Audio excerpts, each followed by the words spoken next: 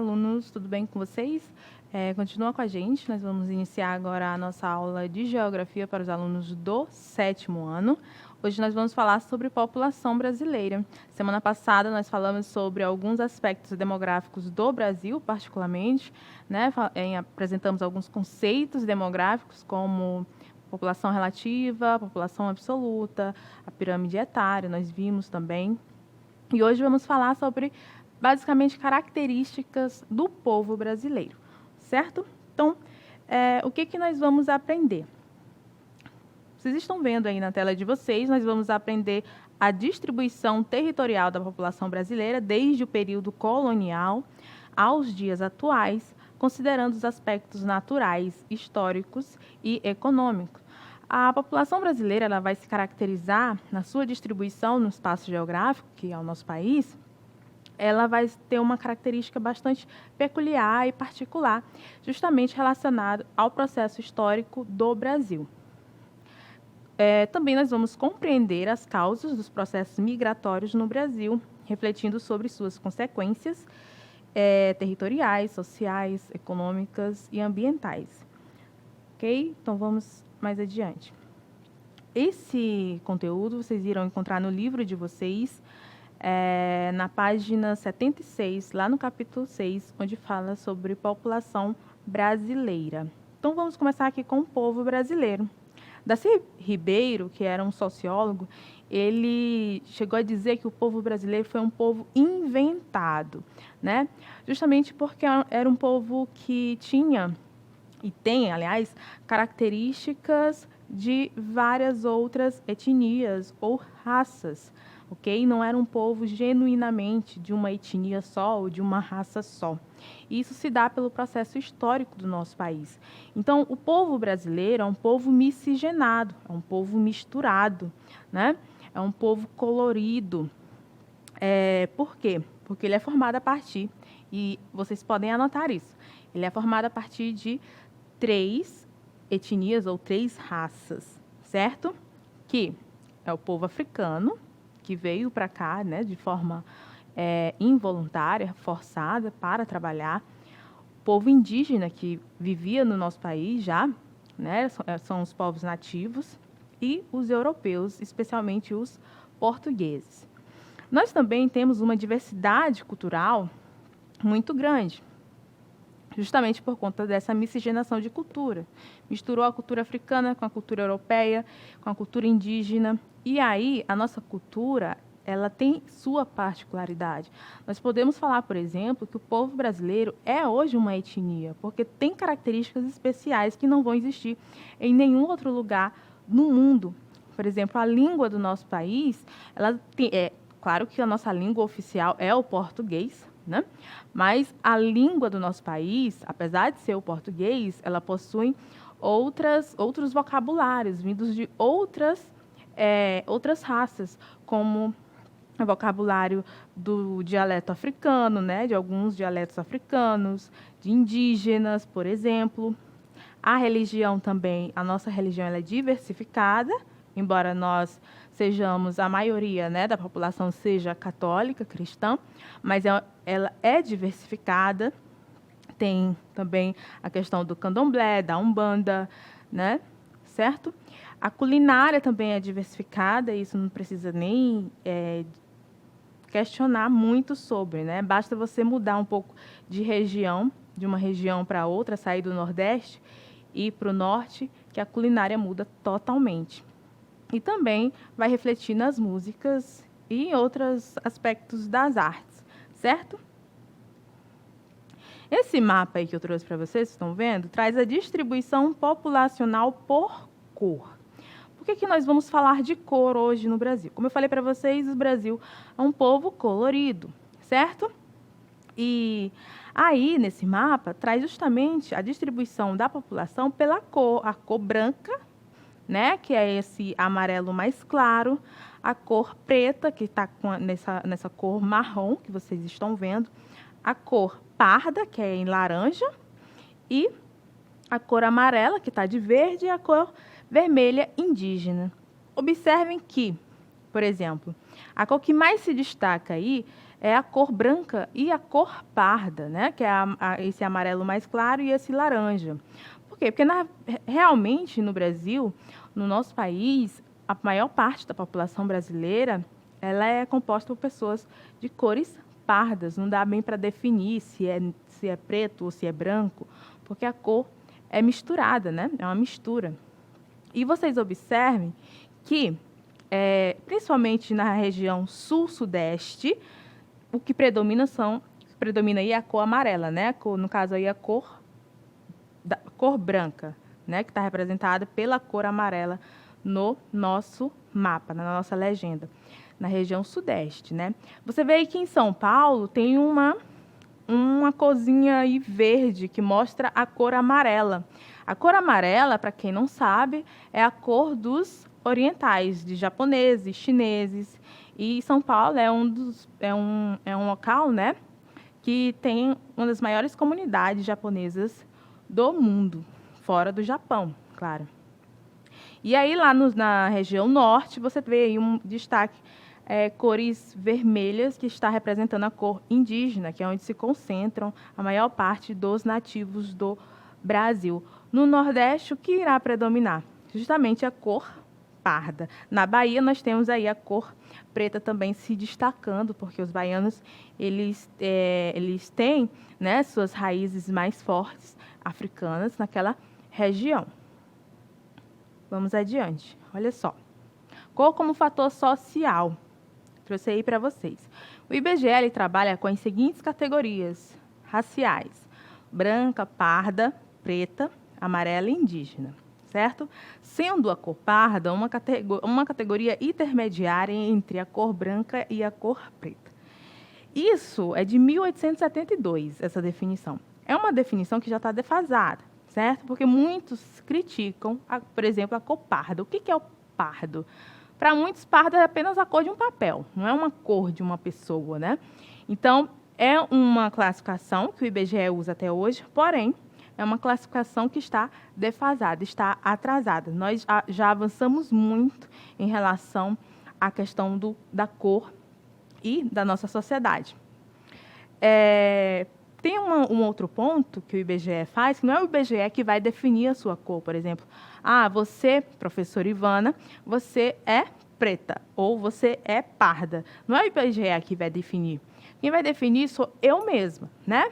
Então, eu, dentro da minha condição, dentro daquilo que eu já conheço de mundo, entendo sobre o mundo e sobre tudo que aconteceu da minha história, eu vou me autodeclarar, né? Eu posso me autodeclarar parda, eu posso me autodeclarar negra, né? Então, ou preta, no caso. Então, vocês aí podem até perguntar para um pai de vocês, para a mãe de vocês, para o irmão de vocês, ou perguntar para si mesmo: que cor é a minha dentro dessa classificação aí do IBGE? Eu sou amarelo? Lembrando que amarelo são pessoas orientais, certo? Bom, as cores e as desigualdades. Eu trouxe aí para vocês um estudo que foi feito em relação a alguns dados que o IBGE apresentou em 2016, mostrando que existe desigualdade entre as cores, certo? E quem fica, claro, em detrimento, quem acaba perdendo muito com isso, são pessoas de cores pretas ou pardas, né? O Brasil, por que isso acontece? Acontece por um fator histórico do nosso país, né? O Brasil ele foi o último país a acabar com a escravidão, ok? Já tem mais de 130 anos que, após a abolição, ainda existe a questão da marginalização do negro no nosso país.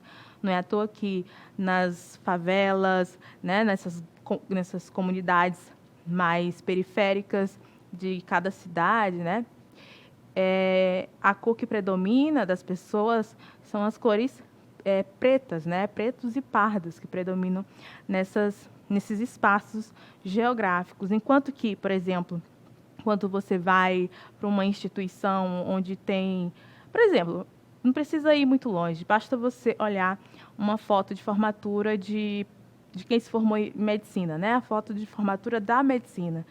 Você vai encontrar pouquíssimos negros formados em medicina, naquela foto, né, dos formados, e a maioria, quase total, será de brancos, certo? Isso mostra uma desigualdade que já é estrutural, que, no caso, é o racismo institucional. O que é o racismo institucional? O racismo institucional ele já é tão forte, né, possui raízes tão profundas que vem desde lá da escravidão, que dentro das instituições que deveriam proteger a população, né, principalmente a população mais carente, mais vulnerável, essas instituições acabam acabam cometendo racismo, por exemplo.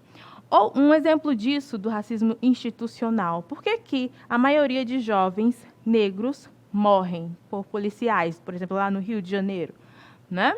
Será que é uma questão apenas porque o jovem da periferia não tem oportunidade, acaba entrando para o tráfico? Na verdade, não, né? Porque nós vemos aí no dia a dia, na TV, quase toda semana, quase todo mês sai uma matéria assim de um jovem que foi baleado simplesmente porque foi confundido com um bandido, por exemplo. Simplesmente por causa da cor, né? A gente não pode dar meia voltas nisso, achar que não, foi porque o policial teve provas e tudo mais. Não, é simplesmente, gente, por causa da cor. Então, do lado aí, vocês estão vendo, do lado direito de vocês, traz uma taxa de analfabetismo comparada entre brancos e pretos ou pardos. Olha só, enquanto que brancos têm 4,2, né, de analfabetos, isso em 2016, pretos ou pardos chega a 9,9, né, chega a 10%. O rendimento médio de todos os trabalhos, aí está mostrando o quanto que um preto ganha em relação a um branco, né? O branco chega a ganhar R$ 2.814, já um negro ganha bem menos que isso, né? R$ 1.570, simplesmente por causa da cor dele. Traz também aí a questão de crianças que trabalham mais cedo, né? Entre os 5 e 7 anos de idade. Isso é uma realidade dura do nosso país, né? Acho que é uma das mais duras. E aí mostra que crianças brancas é em torno de 35%, que começam a trabalhar mais cedo, e crianças pretas ou pardas, em mais de 50%, já começam a trabalhar. E também a taxa de desocupação, olha só, de pessoas que não conseguem arranjar um emprego por falta de oportunidades. É aquela palavrinha, né, muito famosa que nós utilizamos hoje em dia, quando a gente fala sobre privilegiado. Quando você é branco, quando você é homem, você já é por si só privilegiado. Não tem assim, porque eu nasci pobre e tudo mais. Mas a chance de você, entre você ser branco, né, e ser um homem e tentar concorrer à mesma vaga de emprego de uma mulher que é negra e que é pobre, a chance de você ganhar é muito maior do que da mulher que é preta. Isso porque o racismo já está incutido, né, na nossa mente. A gente já tem isso enraizado, que precisa mudar, precisa de políticas públicas. É por isso que o Brasil ele adota, por exemplo, políticas públicas como as cotas, né, certo? E que, infelizmente, por conta do nosso país, do comportamento social do nosso país, isso acaba sendo até burlado, a questão das cotas. Por exemplo, muitas pessoas ocupam cargos de cotas para negros que não são negros, na verdade, são pessoas brancas. Certo? Isso porque o IBGE decidiu deixar para a pessoa se autodeclarar, o que muitos criticam também, porque não é uma questão de autodeclaração, é uma questão de fenótipo. Você olha a pessoa e você diz se ela é ou não, já que você estudou sobre aquilo, estudou sobre a questão do negro no país, então você tem a capacidade de identificar quem é negro ou quem é branco e vice-versa, certo? Aí eu estou mostrando para vocês um censo, como vocês sabem, eu falei na semana passada, o IBGE ele faz um censo, certo? Cada 10 anos. Nós temos o censo de 1872, que foi o primeiro censo que trouxe a questão étnico-racial, certo? No nosso país. Olha só a cor que eles colocam aí. Vejam como é defasado. Eles colocaram a cor branca, a cor parda, para aquele que que não se identificava como branco, mas também não queria ser negro, né? Por conta da questão de preconceitos. Então, eles criaram essa cor parda, que não existe, no meu ponto de vista, a cor preta e cabocla, que até a cor cabocla, né, hoje em dia, é uma crítica ferrenha, porque não existe caboclo hoje em dia. Isso é uma palavra pejorativa, certo?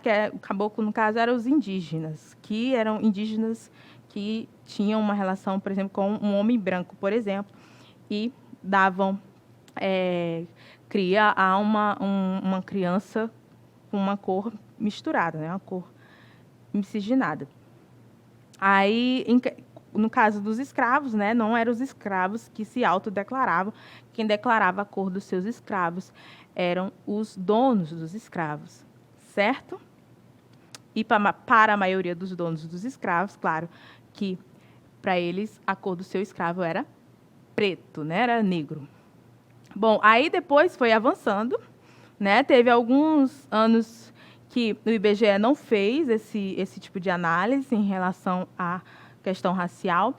Em 1950, né, já muda um pouco, olha só. São 52 milhões de habitantes no nosso país. A cor branca, ela predomina ainda, né, 61%. A cor preta aumenta um pouco, né, questão de 11%. A cor parda também fica em torno de 26%. E a amarela em torno de 0,6%. Mas eles não colocam aí, por exemplo, a cor do índio, né? A cor dos nativos. Aí, em 1991, na década de 90, também deixa os indígenas de lado, porém, há um certo avanço na cor, principalmente parda, e uma diminuição na cor preta. Pessoas deixaram-se de se identificar com a cor preta, é claro, porque houve um processo, né, social, de miscigenação principalmente. Então, muitas pessoas deixaram de se identificar como pessoas pretas e passaram a se identificar como pessoas pardas, certo? Então, aí a cor parda, em 1991, ela já aparece um pouco mais ali perto da cor branca. E o que a gente sabe é que no nosso país não existem tantos brancos assim, certo? Em 2010, que é um dado mais recente, né, ele traz aí, que é o último censo que nós tivemos, 191 milhões de habitantes, e aí a cor parda, ela também avança, mas também percebam que a cor preta, ela aumenta, né?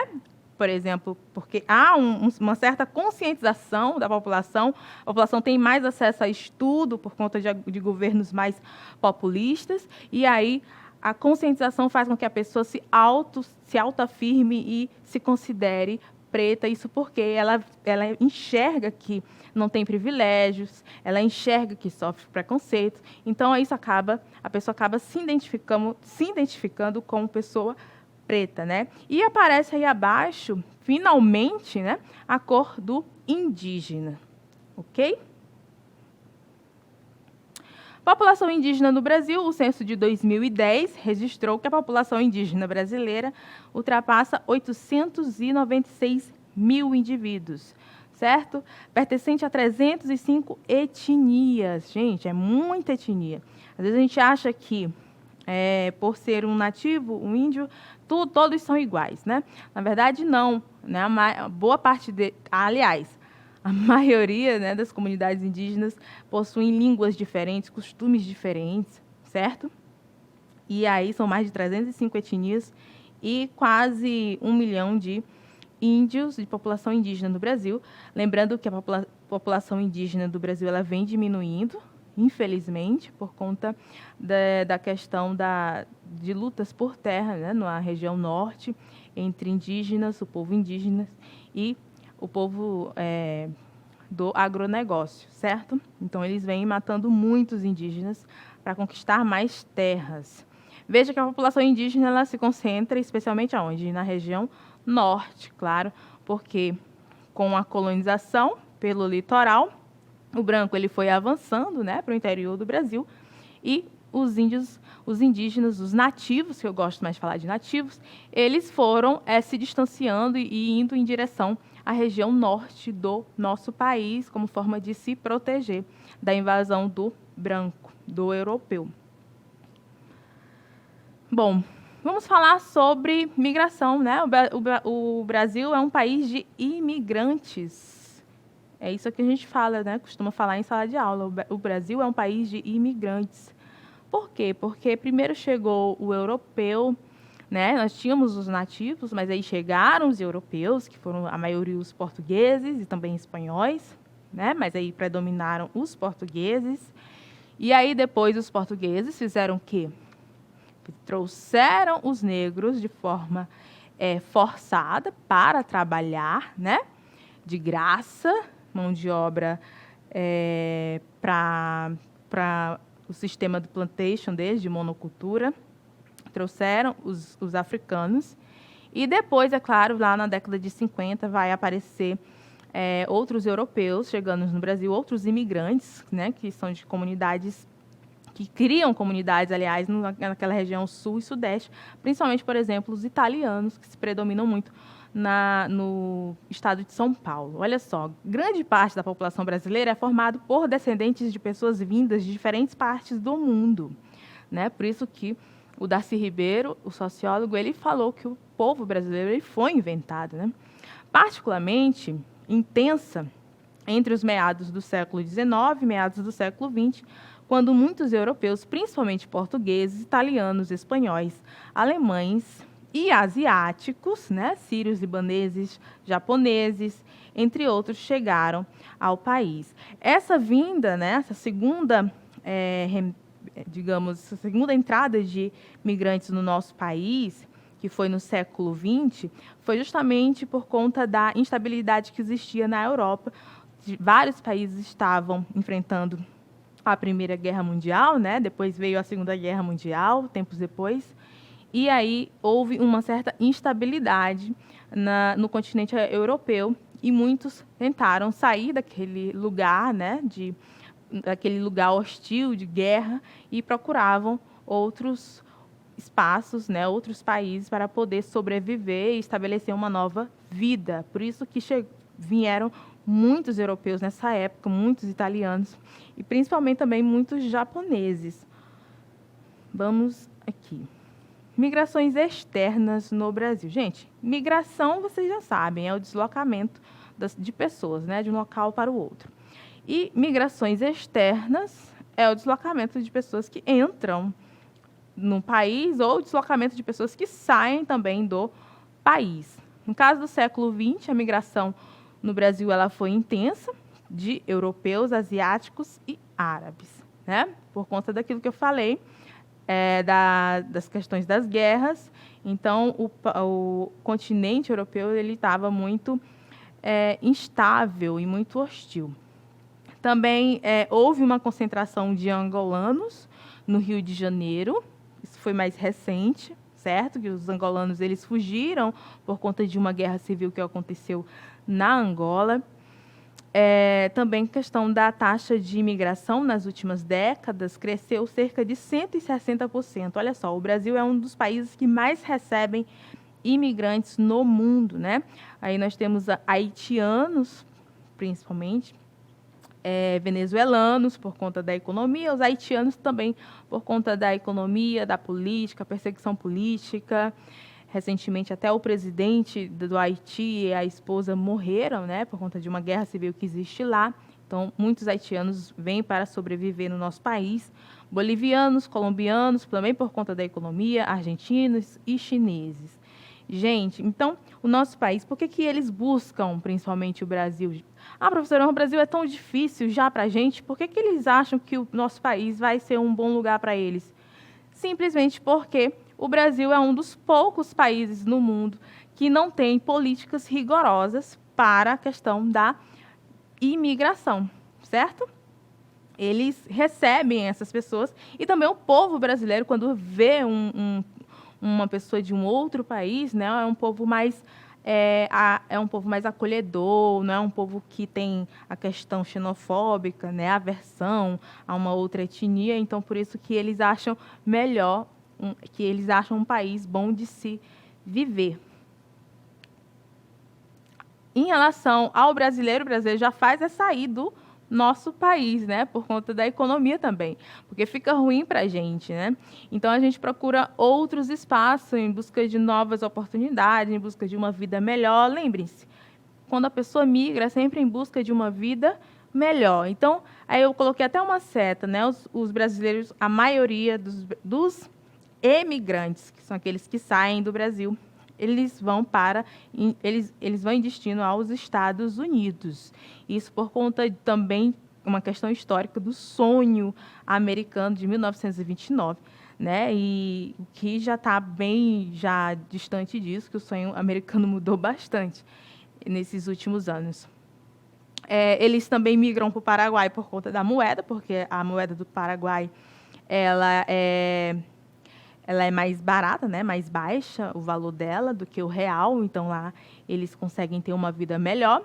Os brasileiros também migram, olha só, para o Japão. Muitos migram para o Japão. Por quê? Porque o Japão ele tem uma política de receber imigrantes descendentes de japoneses, né? Até netos e bisnetos. Então, muitos brasileiros que são descendentes de japoneses acabam migrando para o Japão e lá eles são recebidos formalmente, certo? São chamados os sansei, por exemplo, são os netos de japoneses. Bom, as migrações internas. Entre as décadas de 1940 e 50, ocorreram diversos deslocamentos populacionais do Nordeste para o Sudeste. Ou seja, nós estamos falando de migrações internas que ocorrem dentro do nosso país. Então, na década de 40 e 50, muitos nordestinos saíam do Nordeste e migravam para o Sudeste, uma migração interregional, né, de uma região para a outra. Na década de 50, houve um intenso êxodo rural também, né? A população se deslocou do campo para a cidade por conta das máquinas. Já em 1960 e 80, esses deslocamentos aconteceram principalmente em direção à cidade de São Paulo e Rio de Janeiro por conta das indústrias, certo? E na década de 60 a 90, muitos nordestinos foram em direção ao centro-oeste por conta ali da construção de Brasília, estava se desenvolvendo, e também para a região norte do país por conta do ciclo da borracha. Ok? Aí traz um mapa de imigração nas últimas décadas, né, de 2000. Aí vocês veem uma migração de retorno entre São Paulo e o Nordeste, vocês estão vendo aí? Uma seta indo e voltando, a seta que está voltando para o Nordeste se chama migração de retorno. Muitos nordestinos que conseguiram, né, algo em São Paulo, por exemplo, resolveram retornar para o Nordeste, e também porque a situação do Nordeste mudou bastante, questão econômica. Aí existem migrações intra-regionais, que é dentro de uma mesma região. Por exemplo, às vezes a pessoa está no Maranhão, mas quer migrar para o Ceará. Ou está no Piauí, quer migrar para a Bahia e vice-versa, que é dentro da nossa região. E migrações sazonais, que vão de tempos em tempos. Como vocês estão vendo aí, migração sazonal do Ceará, por exemplo, para o Mato Grosso, às vezes para fazer colheita, né? Pessoas, trabalhadores rurais vão para o Mato Grosso para fazer colheita. Vamos à nossa atividade, é só essa questão aqui primeiro, para a gente encerrar. O Brasil é conhecido por ser um país multiétnico, certo? São colocados como os principais elementos formadores da nação brasileira. Quais são os principais elementos formadores da nação brasileira? Isso eu falei lá no início da aula. Portugueses, os africanos, os imigrantes árabes, japoneses, italianos e alemães? Não. Todos eles são, claro, imigrantes, mas, porém, não são os principais formadores. Letra B. Imigrantes italianos, africanos e imigrantes árabes? Também não, né? Letra C. Indígenas, imigrantes árabes e os imigrantes japoneses? Também não, ok? Nós estamos falando dos principais imigrantes formadores da população do Brasil. No caso, será o quê? Letra D. Os nativos brasileiros, que são os indígenas, os europeus, brancos, e os africanos, certo? Então, o gabarito aí é letra D. Nós vamos ficar por aqui. Eu espero que vocês tenham gostado, estudem e até a próxima aula.